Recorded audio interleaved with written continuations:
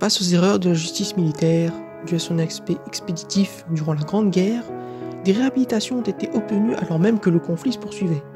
Par exemple, on peut citer le cas du soldat Trémoulet, du 209e régiment d'infanterie, passé par les armes le 5 octobre 1914 pour avoir perdu une phalange à l'annulaire gauche, avant que ses camarades puissent attester qu'il fut blessé au combat et fut réhabilité le 11 mai 1916, soit quasiment 2 ans plus tard. On peut aussi citer l'exemple de l'artilleur Eugène Bourré, qui avait été fusillé car il fut accusé d'abandon de poste, alors même qu'il n'était qu'un blessé évacué régulièrement vers une formation sanitaire après avoir été commotionné par le souffle d'un obus. Il fut réhabilité en août 1917. On peut aussi citer l'exemple du 12 septembre 1918 où la Cour de cassation avait réhabilité les soldats Aude et Tomassini, passés par les armes en septembre 1914, soit 4 ans plus tôt, à la suite d'une erreur de diagnostic du docteur Catoire. Le député de l'Aube, Paul Meunier, avait relevé une trentaine de jugements réformés par la Cour de cassation de 1915 à mars 1918. Et au sortir de la guerre, les familles des fusillés durent supporter la honte qui entourait non seulement la mort de leur époux, de leur fils ou de leur frère. Monsieur Floch, qui fut le frère d'un fusillé, s'exprimera ainsi, en ces termes, lors de l'inauguration du monument des fusillés de Vingré le 5 avril 1925.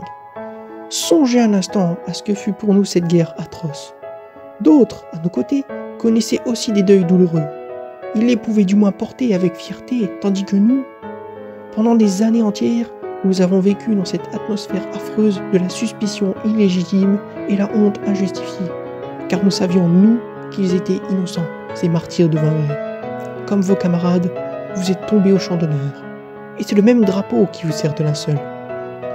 La réhabilitation, qui consiste en une annulation de la peine prononcée, une suppression des accusations portées et le retour du justiciable à sa situation avant le procès, est un long combat, qui débute d'ailleurs dès la fin de la guerre en 1918. La Ligue des droits de l'homme jouera un rôle essentiel en accompagnant les familles, en menant des campagnes de presse et en organisant des conférences-débats. Des affaires spectaculaires vont relancer d'ailleurs ces débats, comme celle de Théodore Meurcey. Condamné à mort en 1916 pour désertion, son corps est retrouvé sur le champ de bataille en 1921, soit 5 ans après sa condamnation à mort. Les associations d'anciens combattants se mobilisent également.